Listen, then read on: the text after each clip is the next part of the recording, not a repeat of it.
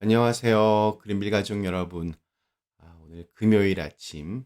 오늘도 이렇게 매일 한 말씀으로 또 오늘 하루를 시작하는 모든 분들에게 우리가 매일같이 함께 나누는 하나님의 말씀들이 우리 안에 차곡차곡 쌓여져서 언젠가 결정적인 순간에 그 하나님의 말씀들이 다시 생각날 수 있는 그런 은혜가 있기를 간절히 기원합니다. 자, 오늘 저희는 사무엘하 15장 오늘 24절에서 29절의 말씀으로 함께 오늘 아침을 시작하도록 하겠습니다. 사무엘하 15장 24절에서 29절의 말씀. 보라, 사독과 그와 함께한 모든 레위 사람도 하나님의 언약궤를 메어다가 하나님의 궤를 내려놓고 아비아달도 올라와서 모든 백성이 성에서 나오기를 기다리도다. 왕이 사독에게 이르되, 보라, 하나님의 궤를 성읍으로 도로 메어 가라. 만일 내가 여호와 앞에서 은혜를 입으면 도로 나를 인도하사 내게 그 궤와 그 계신대를 보이시리라. 그러나 그가 이와 같이 말씀하시기를, 내가 너를 기뻐하지 아니한다 하시면 종이 여기 있사오니 선히 여기시는 대로 내게 행하시옵소서 하리라. 왕이 또 제사장 사독에게 이르되, 네가 선견자가 아니냐? 나는 너희의 두 아들 곧 네 아들 아하마스와 아비아달의 아들 요나단을 데리고 평안히 성읍으로 돌아가라. 너희에게서 내게 알리는 소식이 올 때까지 내가 광야 나루터에서 기다리라 하니라. 사독과 아비아달이 하나님의 궤를 예루살렘으로 도로 메어다 놓고 거기 머물러 있으니라. 아멘. 우리 어제 읽은 말씀에서 우리는 갑자기 너무나 무기력한 모습으로 아들이 두려워서 도망가기에 급급한 다윗의 그 초라한 모습을 보았습니다. 그리고 이와는 대조적으로 이미 대세가 기운 듯 보였지만 여전히 다윗과 함께 하겠다고 다윗의 곁을 지키며 다윗과 길을 나선 사람들도 함께 살펴보았습니다. 어려울 때 친구가 진정한 친구라고 우리는 알고 있습니다.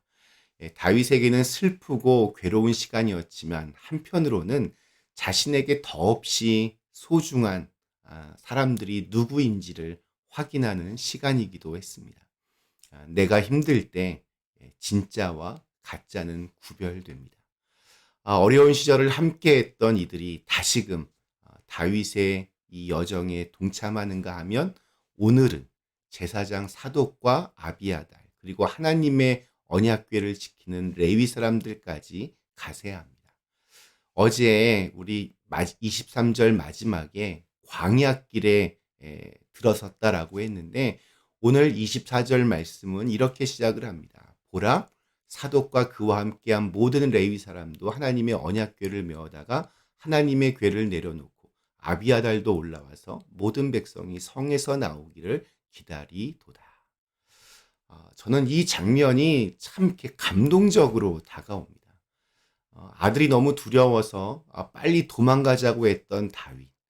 그렇게 무너진 다윗 옆에서 다윗에게 여전히 충성을 맹세하고 다윗과 함께하기로 결단한 사람들 때문에 다윗은 간신히 정신을 차리고 함께 광야길로 들어섰습니다. 망망한 광야길. 앞으로 무엇을 어떻게 해야 할지 막막하기만 합니다. 그런데 그 앞에 제사장 사독과 아비아달 그리고 레위인들이 하나님의 언약궤를 메고 있다가 다윗을 보고는 그 앞에 내려놓습니다. 이것은 여전히 하나님께서 세우신 왕은 다윗뿐이다라는 것을 상징하는 표현입니다. 이 장면이 참 이렇게 눈물 나는 장면 같습니다. 비록 흔들리는 믿음과 또 아주 희미해지는 영적 안목으로 고생하고 있던 다윗이었지만 그들은 여전히 다윗의 편이었습니다. 이건 뭐 단순히 예정에 이끌려서만은 아닌 것 같습니다. 하나님의 언약궤를 가지고 나왔다는 것으로 보아서 그들은 하나님의 영이 여전히 아직도 다윗에게 머물러 있음을 강조하려는 듯 보여집니다. 그 때문이었을까요? 다윗은 잠시 잊고 있었던 영적인 통찰력을 되찾는 듯 보입니다. 그는 드디어 하나님의 뜻을 구합니다. 그러니까 어떤 주술적인 해결이나 자기를 지지하는 세력의 결집보다 하나님께서 뜻하시는 대로 자신의 길을 모색하려고 합니다. 그래서 하나님의 궤를 되돌려 놓습니다. 그리고 자신은 광야에 머물기로 말합니다. 하나님의 때를 기다리겠다라는 그런 다윗의 굳은 의지가 보여집니다. 다윗의 위대함은 이러한 영적인 통찰력에 있습니다. 이건 다름이 아닙니다. 바로 하나님의 뜻에 자신을 맡길 수 있는 것입니다. 그런 의미에서 오늘 읽은 말씀에 등장하는 이 다윗의 고백은 아주 큰 울림이 있습니다. 우리가 좀 이 말씀을 좀 새겨볼 필요가 있습니다. 그는 25절과 26절에서 이렇게 말합니다. 제가 표준 세번역 말씀으로 읽어보겠습니다. 그런 뒤에 왕이 사독에게 말하였다.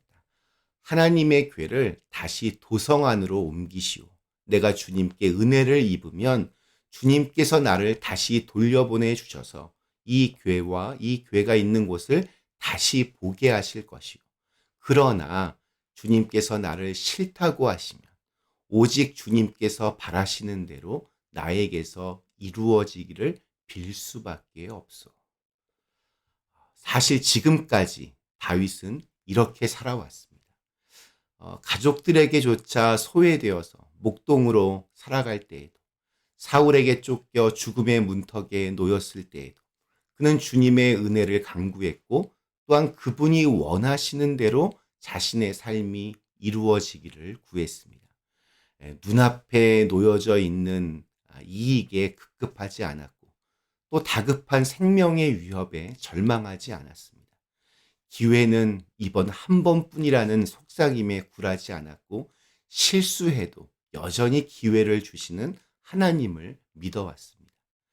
그분이 살아계시면 정의가 이루어질 것을 확신했고 그분이 뜻하시면 반드시 길이 열려질 것을 확신했습니다. 오늘 그의 고백은 다윗이 아직 죽지 않았다라는 것을 보여줍니다. 다시 하나님의 영으로 충만해진 다윗에게 이 순간은 하나님께서 예비하신 새로운 길을 여는 그 시작이 되는 것 같습니다. 오늘 우리들도 내 앞에 놓인 문제로 마음 상하고 괴로워 지금 당장 죽을 것 같은 모습으로 살아갈 때가 있습니다. 몰려드는 아픔에 마치 세상이 끝난 것처럼 절망의 늪 속으로 빠져들어가곤 합니다. 긍정적인 생각보다는 부정적인 생각이 우리의 마음을 훨씬 더 강력하게 지배합니다. 하나님께서 이루어 가시는 역사를 신뢰하며 다시 정신을 차리는 다윗의 모습을 우리가 좀 배웠으면 좋겠습니다. 이제 좀 살 것 같고 또 모든 게 편안했던 시기에 갑자기 찾아온 어려움으로 절망의 나래가 펼쳐질 때 그의 잠자고 있던 영성도 다시 살아났습니다. 주님의 은혜가 머무는 한 어떤 상황에도 쓰러지지 않음을 아는 담대한 믿음. 아무리 잘 나가고 미래가 창창해 보여도 주님이 싫다고 하시면 아무 소용이 없음을 아는 겸손한 믿음. 다윗의 그 믿음이 오늘을 살아가는 우리들의 삶의 기초가 되기를 기원합니다. 그 믿음으로 어려움을 돌파하고 또 낙심을 깨뜨리며 어둠 속에 빛나는 별처럼 그렇게 살아가는 오늘 하루가 되시기를 간절히 기원합니다. 잠시 함께 기도하시겠습니다.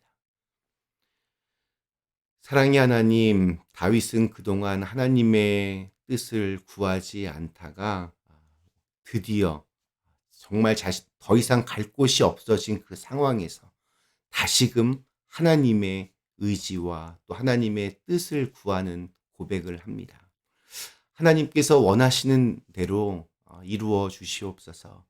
이 다윗의 고백이 오늘 우리들의 고백이 되게 하시고 우리들도 그 하나님을 신뢰하며 담대하게 오늘을 살아갈 수 있도록 축복하여 주시옵소서.